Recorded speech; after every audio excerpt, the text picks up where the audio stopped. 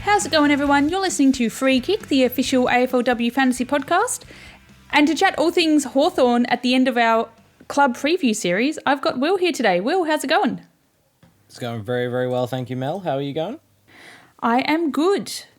So, let's chat about Hawthorn. They were unexpectedly fantastic last season. Yeah, they sure were. They basically became a offensive juggernaut, and it was also helped along by a very strong defensive game plan that was implemented by coach Daniel Webster. Bit of talk about how they may have had a slightly easier fixture given they didn't really do a whole lot the previous year, but the stats don't lie. They were a strong team, and they were able to match it or beat most of the better teams throughout the season, with their sole home and away loss being against Adelaide, who we know are always very, very good. Didn't quite pan out in the finals, though. They did go out in straight sets when a few of the better teams did bring the heat. But all in all, a very, very promising season that they'll be hoping to go on with this year. Yeah, and finishing second on the home and away ladder means they're not going to be able to enjoy an easy fixture this coming season. That is correct. And they'll be hoping that game style that Daniel Webster's implemented can really keep them set for a good, long period of play at the top of the ladder. But we know how hard it is to stay up there. We've seen a couple of clubs drop out of the finals in the last few seasons, such as Geelong, Gold Coast, Sydney. It's tough to stay up there, and they'll be hoping that they can, not fall out of the 8. So making finals will be the big first thing for Hawthorn. But they've got an exciting list and plenty of young talent to lean back on.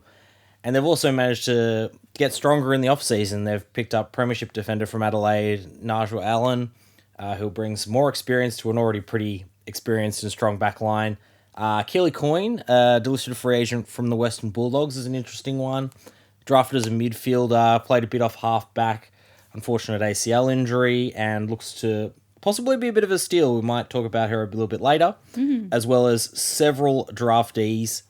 Grace Bubba, Rebecca Cloddy, Lavinia Cox, Daisy Flockhart, and Ellie Simmons. So plenty of young talent going around at the Hawks. In terms of the outs, they lost a bit of their depth, which is always a little bit of a worry, but probably none of the players that they lost are irreplaceable. A couple of young midfielders, Charlotte Bascarin and Matea Breed, out via trades to St Kilda and Collingwood respectively.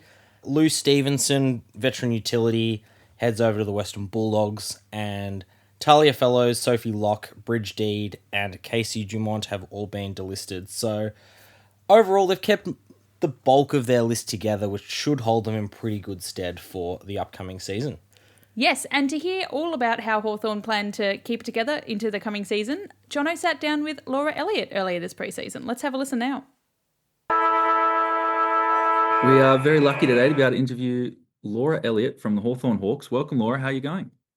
Yeah, good. Thanks for having me. Yeah. Well, look, I'm a Hawks fan. I'm very excited by the progress last season. What an incredible year it was. I mean, finishing second under a brand new coach, you don't see that very often. I mean, how has the return been this year, and what are your reflections on such an incredible 2024? Yeah, it was pretty incredible. It was good to be a part of as well. And yeah, the jump we made was pretty significant thing of where we came from in 2023. But yeah, going into this year, it's just keep on progressing and getting better and working hard. And technically, we made a massive jump last year, but technically we haven't won a final, or we haven't done really anything in the record books, fair to say. But yeah, going into this year, it's obviously that's our main goal, and we know we can get better, a lot better than we were last year, and we reviewed all of that, and yeah, we're working towards hopefully becoming a better finals team and then reaching the end goal. Yeah, well, it was a devastating finish to the year. I mean, I was feeling that as a fan. I can only imagine how it felt as a player. Yes, it was pretty devastating. Yeah. But I suppose just to start this, I don't want to sort of lose track of I suppose what seemed like a revolutionary start to the season. I mean, we have this new game plan, Hokball, and it became the talking point of the entire league. I know that, everyone outside of it's talking about the speed of ball movement, that sort of thing, but how is it defined inside the club? I mean, what do you guys talk about when you talk about Hokball?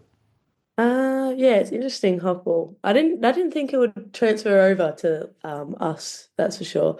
I think just like the system that D-Web's got us playing, it's definitely people like to talk about the speed on the ball and all of that, but I think it really comes off the back of how we set up defensively and how we get the ball in our hands from there and winning the ball at the contest and all of those things. So yeah, kind of the speed on the ball is the end product, I guess, but definitely our hard work to work defensively is also a key factor in it. Yeah, yeah, and I can see that. It's interesting because it seems like it's such an aggressive game style, but I love that it's based on defense. It's a positive sign, and it really it does. You can see it show up in all the stats across the field. I mean, you last season got to sort of cement yourself in that defensive team, and there were also players like Tilly Lucas Rod, Tamara Smith, who I know have played there before, but I feel like they had a larger role than they've had in previous seasons. Did it feel like is it the sort of thing where you now feel like you've got a very strong core and that's going to be holding together, or is it a new mix this year again? I think we've had some additions like Najwa Allen, we Mm. got over and Keely Coyne. So yeah, we had a pretty towards the end like a core group in the defense. But I think yeah, I guess I don't know. That's up to D-Web and his team and everything. But yeah, we've got a strong group and we're all always learning off each other. And the good thing about like what D-Webs always says as well is that it's not just about like the defensive line that plays defense and everything. So like when I said that speed on the ball is like the end product of our defense, that's everyone. That's like the forward line, the mids, everyone like that. So yeah, I feel like we've got a good base of all of that now, and our backline group's really tight and got a really good connection. So yeah, it's really positive. That's great. Yeah. Are there any aspects of your game this year that you're particularly focusing on? I mean, I feel like players are always trying to refine their craft and what they're doing. What's the big focus for 2025? I think that for me, talking with D-Web and Steph and all that is just becoming a more consistent player. People say like they're specific, like I've got specific things that I need to work on, but I think just becoming consistent with my strengths and my weapons in the game. They come out in spurts and they come here and there, but I feel like yeah, definitely just becoming a more consistent player and adding consistent value to the team. Yeah, that's definitely one of my goals.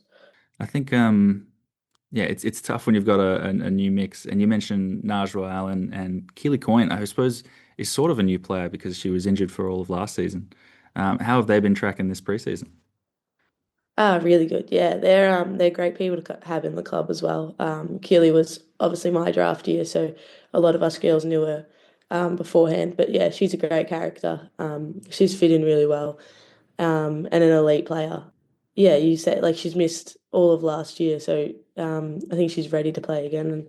And yeah, very elite. Got a very very good kick, and the same with Naj, like just an amazing character and good leader. Like a mature person to bring in and yeah, she definitely knows her footy and yeah, is fit right in again and is an amazing person and player to bring to the team.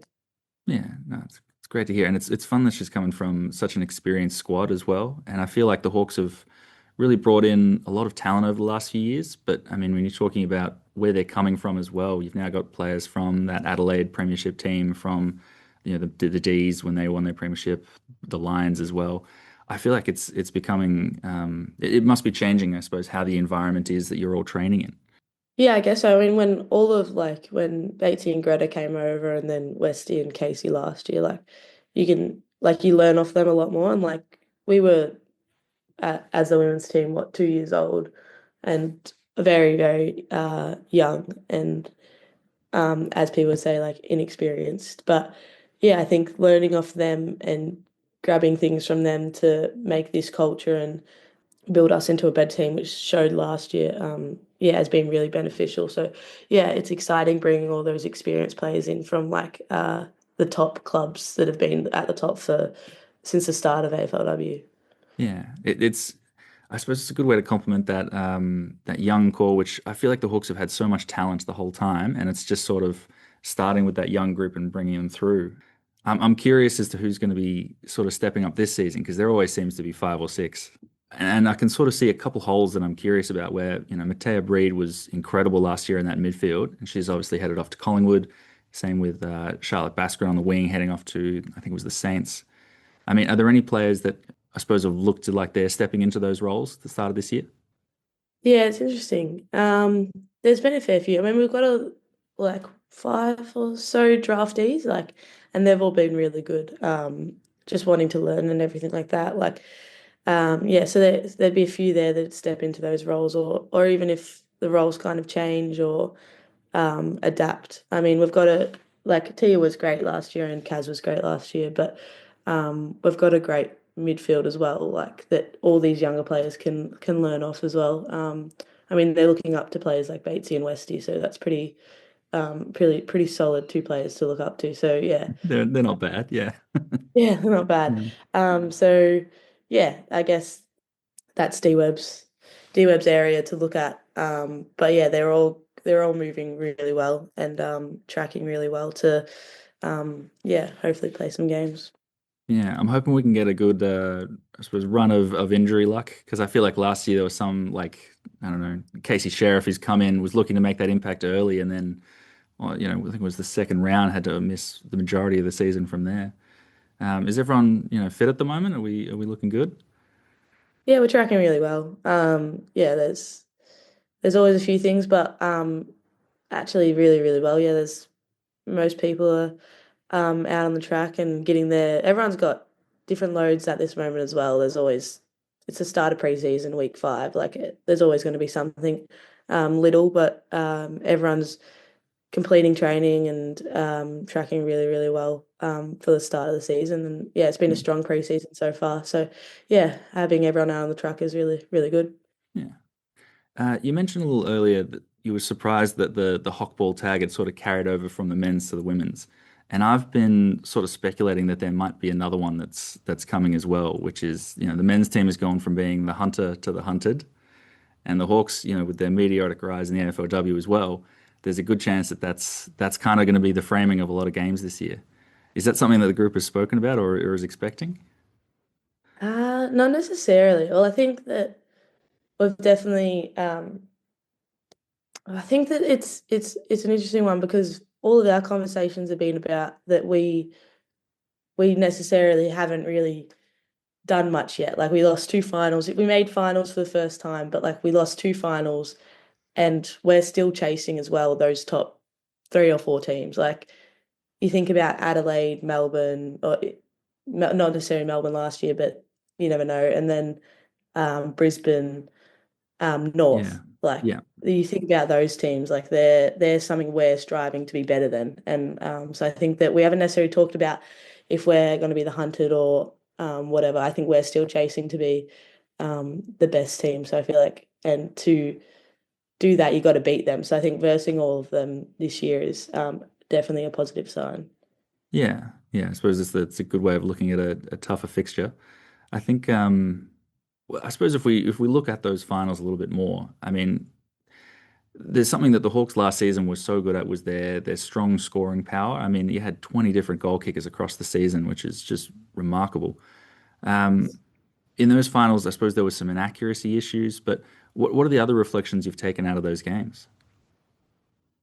I think a lot mentally. I feel like you look at the Brisbane and the Port game, um, and you think about our like mental strength and how we ran out those games. Most of us hadn't played finals, like AFLW finals, like at all. So you think about that experience, and then it's no excuse to have just because you have no experience. But I feel like we definitely reviewed that and looked at our mental strength and how we ran out the games and um, whether we got nervous and like weren't playing our brand of footy. So we definitely looked at that and yeah, reviewed that a lot more than technically the execution type things. because that kind of came under it. Like we looked at, oh, why weren't we playing our way in the last quarter against Port? And it's like, oh, well, mentally we checked out, or we were scared to like be aggressive and stuff like that. So, yeah, we definitely looked at a lot more of that in our review, and still talk about it like throughout this preseason. Yeah, no, it would be a tough watch, I've got to say, having to look back on those moments. But look, I'm very excited for the Hawks. I really think it's a team that's looking like it's gelling so well, and I'm really hopeful that this year we can sort of show that it's not just that one rise, that it's going to be a year for, well, several years of Hawks success. So very hopeful for that. Last question for you, Laura, which is looking ahead to this season. I'm wondering who has got you most excited watching them, and who looks set for a massive breakout year at the Hawks this 2025 season. It's a hard one. I feel like there's so many. Like I look at the draftees and like I see Lavinia Cox, and like just the way she moves, and like obviously her basketball background, like she just looks elite already. So yeah, like looking at draftees as well, like Daisy is, well, like she's a strong body, like she could be powerful. Even Ellie, all of those, I feel like all the draftees are tracking well. And I'm trying to give some backline shout outs. Well, Richo, as always, like she's such a strong body, and so hard to play on in a Mm. marking contest. Like, yeah, if anyone wants, whenever after training we're doing extras, we're doing marking contests, I just always want to verse her. And even though half the time I'll lose, and I'll just get angry and mad, but she's so good to work off. Yeah. Definitely 100%. I think another one that stands out is I was about to call her a nickname, but Lucy Wales, Penny, we call her. She's just a star, and the way everything she puts into footy as well, like she's teaching all of our younger rucks, and she's only 21 herself, 22 herself. So it's like all of that she does, but then yeah, how she plays and her skill and for a ruckman is just insane. So I can't wait to see Mm. what she can do. I mean, she was AA in the squad, but I feel like yeah, she's got another level. So she'll be exciting to Wow. watch. Yeah, But it's there's so incredible. many. I feel like I just selected only a little bit, but that'll have to do. But everyone's tracking really well. No, it's great to hear. Her season last year, Lucy, was incredible. It was so good having her on, and we were talking early on, being like, oh, there's no Tam Luke around this year. You're going to be solo ruck. How are you feeling about that? And wow, she just blew it away from day one. It was incredible. Yeah, she's a cool, calm, and collected girl. She wouldn't have been that stressed, but No, she's amazing. yeah. Round one, it's only Bree Moody and Jess Good. Don't worry about it.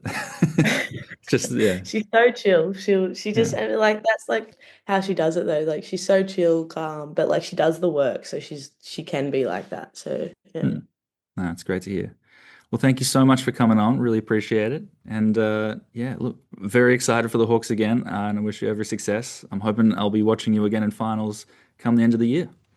Yes, I hope so. Thanks for having me Yeah, on. no, anytime. Thank you. Interesting chat, and I know Jono absolutely loved it, being such a big Hawthorn supporter. What were your key takeaways? I do find it funny saying Lucy Wales being I suppose breakout player is not quite the right word, given a very, very strong season last year, but we know how good the Wales sisters are, so it's fantastic. It just sounds like they're hoping to carry on the momentum from last year, which is absolutely understandable. So I think they'll be a really exciting team to watch this year. Yeah, it was interesting how Laura was saying that the Hawks still see themselves as the hunters, because, I mean, with their coming up against the top four where they finished, you compare them to like North, Brisbane and Adelaide, who all have 40 plus games of experience each under their belt. And then you've got little old Hawthorn there with less than 30 games of experience per player. So, I mean, they will be hunted this season because they finished so high on the ladder, but yeah, they're still kind of a league apart from those top dogs. Yeah, those main three have been the clear standouts for a long, long time, and as good as Hawthorn are, I think most people will be trying to get into that sort of sphere with North, Adelaide, and the Lions as well. But a lot of teams, as we said, it's hard to stay up there in finals. A lot of teams will be trying to hunt them down, and take their spot in the finals. So it's gonna take a lot of work for them to stay up there, but they probably have the team that can do it. And one of the key players of that team that can do it, let's chat about TLR. Yeah, so Tilly Lucas Rod, fantastic season last year. They had their first All-Australian. The move to halfback was pretty much a fantastic move by Daniel Webster. They'd been playing mostly as a midfielder for most of their career, but the move to the halfback line gave them so much drive, really steadying influence back there, and comes into this year as the second highest averaging defender. So it'll set you back just over $1 million with an average of 80.5.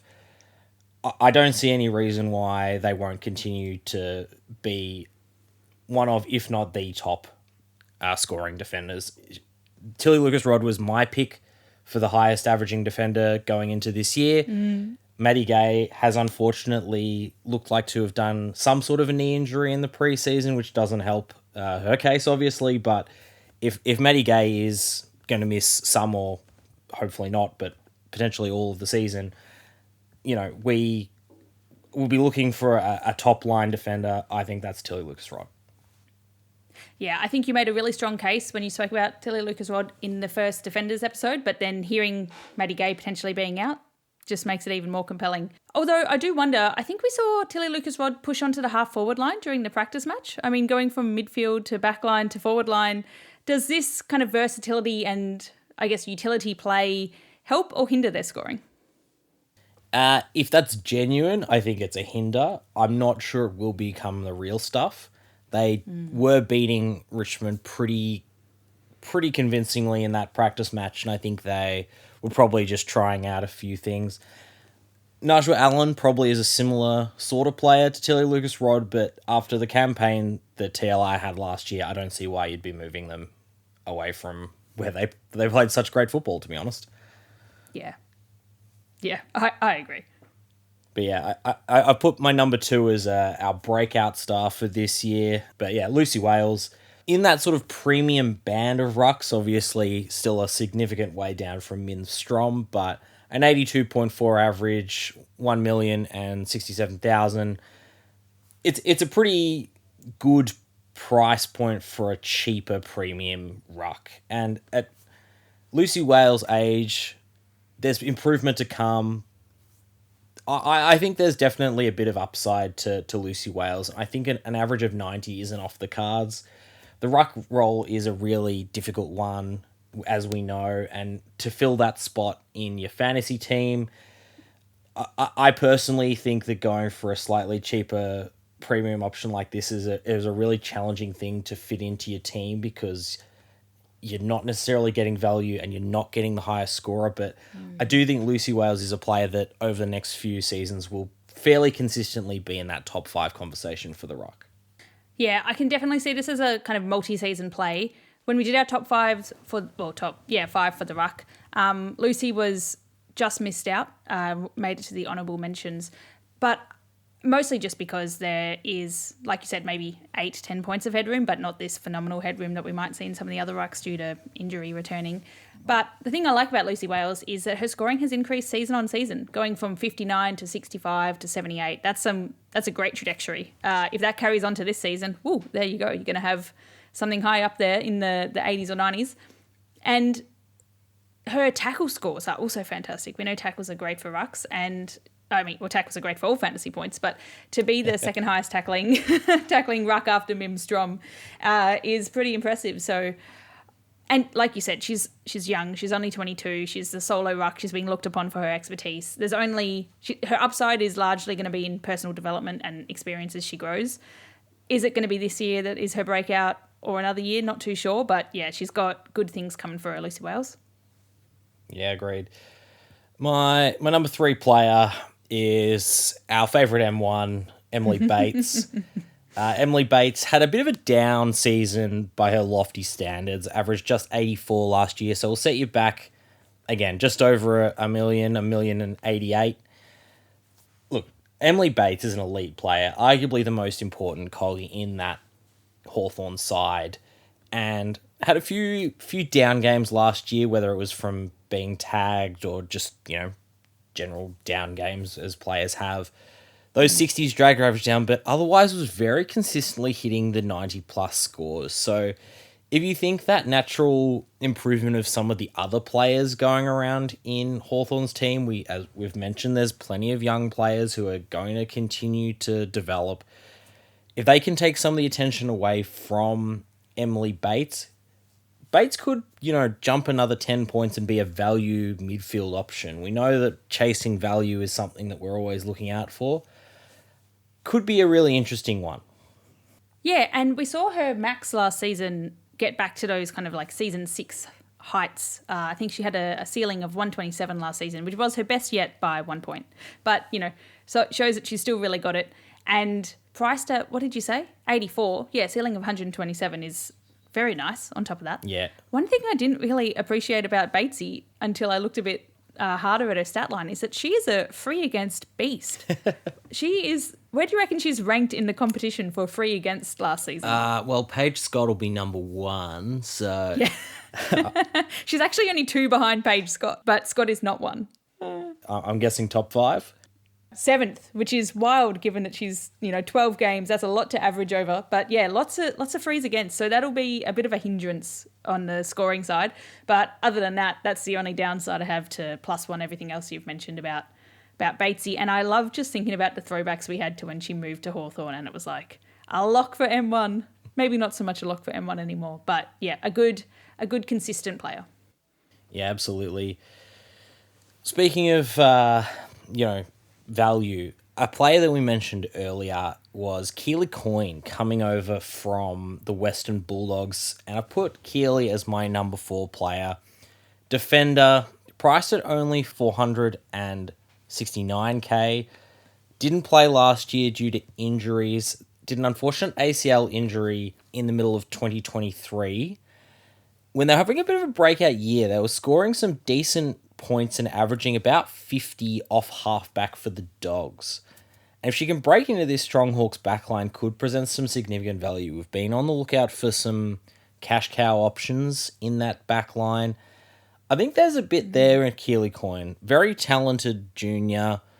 Showed a little bit in the practice match as well. I think that if you're looking for a good sort of D5 option, Keely Coyne's a player that you might be considering. Yeah, I like that price range as well. It's really nicely positioned to have someone that's not quite a rookie at your D5 to save a rookie for the bench, but someone that's also got, 15 points of upside purely just because I think her max before her injury or something was 51, and she's priced at 30, or her average before her injury was 51, and she's priced at 36. Yeah, so that's a great value right there if she comes back in playing fit. How do you think her... Like, this was all when she was playing at the Bulldogs. How do you think the transition to Hawthorn affects her scoring of that 51 average we saw from her previously? Well, we know Hawthorn do like to move it off halfback, and they like to move it quickly.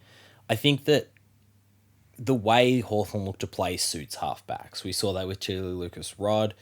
We saw Tamara Smith have a pretty good season. We know that they've got several players that can do that. And I think Keely Coyne in this case presents just another young, strong option that they can run through there. And originally drafted as a midfielder, she knows how to get the ball. She's clean. I think there's a really good value just for Hawthorn in general, not necessarily for our fantasy teams. I think this could be a really, really shrewd bit of recruiting. Yeah, I think so too. I like it. And then also playing off halfback potentially for your pick 5. Yes, I was going to say sticking in the back line for number 5. We've got Jenna Richardson, average of 61 last year, priced at 790k. Very unlucky to not be All Australian last year. Let's be honest, the intercept queen of the AFL, Jenna Richardson, basically was dragged down by some really low scores at the start of the year before Hawthorn really started clicking into gear. Started the year with 2 scores of 30 and 2 40s, which dragged her average down, which hides the sort of 9-match streak in the middle of the year where she didn't score below 55. So average 66 through the middle of the year when Hawthorn were absolutely flying. That's the sort of consistency that you absolutely dream of. So I think there's a little bit of value there, maybe 5 points worth of upside. I think Jenna Richardson's the sort of player that you could whack at your D3 and then she'll just stay there for the whole year, score your fairly decent points. Yeah, it's the best of both worlds. There's value because she's got those few bundles of low scores in there, but then also consistency. When she's on a roll, she's on a very consistent and good scoring roll for a fantasy point. So I think this is a great pick as well. I noted that, like, compared to season 8, where she was taking a lot of kick-ins, in season 9, she kind of was less so much in that kick-in role, but still increased her kicks per game, probably because she was like fifth in the competition for intercept. So really nice kind of role there, intercept, kick it on, beautiful for fantasy scoring. I guess my only concern might be if there's a lot of talent potentially rolling through all in a similar role, if there's someone that doesn't necessarily get the fantasy share. Do you think there's a concern that having picked Tilly Lucas-Rod, Keely Coyne and Jenna Richardson that it's like best 2 of 3, or do you think there's potential for all 3 of them to coexist? I think there's potential for all 3 of them to coexist, but there are a lot of cooks in that kitchen back there, and I think that someone who might be a bit more likely to drop out of there is maybe like a Tamara Smith, who was very good at intercepting, but probably not as strong on the run and gun like a Keely Coyne might be. Jenna Richardson was the key interceptor. They've got plenty of sort of mid to small size defenders back there. It's just going to be how they manage that around Mackenzie Eardley or an Emily Everest, I think. Mackenzie Eardley ended up playing a lot of time forward, I guess, because they had so many good defenders. But yeah, it'll be interesting to see who does get all the roles in that Hawthorn backline. And I guess with that in mind, there is a little bit of risk involved with a lot of the Hawthorn defenders. But I think that there's points to be had in that Hawthorn backline. And I think Tilly Lucas-Rod, very safe option. I think the other ones will all score perfectly well. It's just a matter of whether you get the value out of them or whether they're just consistently scoring, 55, 60, which is fine, but not really anything to write home about. Sorry, I feel like I'm asking a lot of big questions rather than just listening. But no, this all makes sense, and I'm asking because I'm curious. Like, Hawthorn is a bit of a mystery to me still. Well, the big question, I guess, then is who is the Mel special? Yes, so for the Mel special, I've gone with Jazz Fleming, who is a midfielder priced just under $1 million for an average of 75.8. The reason why I picked her is we saw her reach 100 fantasy points last season in a phenomenal game against Melbourne, where she had 20-something plus disposals, 3 tackles and a goal. So absolutely huge all-round performance. And that, amongst her other games last season, saw her increase her average from 60 in season 8 to 76 in season 9. So that is a good 15 points right there.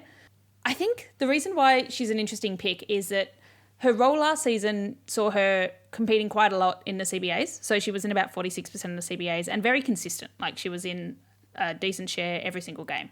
But we know that Matea Breed has left this season to go to Collingwood, and Matea was in 63% of CBAs, so kind of a larger share. Is there more potential for Jazz Fleming in Hawthorn's midfield now to be kind of the lock of the third on-baller at Hawthorn? And will that have a substantial increase on her fantasy scoring?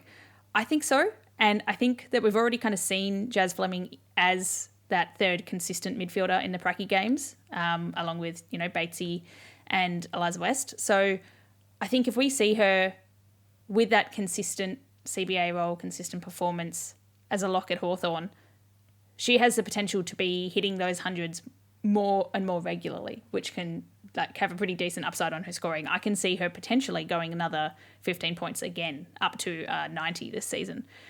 Her role sounds solid. Her personal development sounds solid. I think she's a pretty decent upside lock. Yeah, I completely agree. And it's purely based on, does she get those CBAs? And I tend to agree with you. I think the answer is yes, because if there's one area that Hawthorn's probably lacking at the moment, it is that midfield depth, having lost Baskarin and Matea Breed. And Jazz Fleming, such a talented player, it seems like such an obvious one to happen, is to her to be that next midfielder in, to get the outside release handballs from Eliza West, use her pace to burst from the stoppages. I really hope that this one does come to be, because it would be so fun to watch just from a footballing perspective. But as you said, there's a potential for 15 points of upside. Yeah, so we'll have to wait and see. Her price is quite expensive, and there's a lot of other mids at that price range. But yeah, I think she could be a good one to slot into your side. And that kind of rounds out Hawthorn. We've got a lot in the back line, a ruck and a couple of mids to choose from there. So hope everyone enjoyed this one. And we'll chat to you more for our final club episode coming next. Bye. Bye.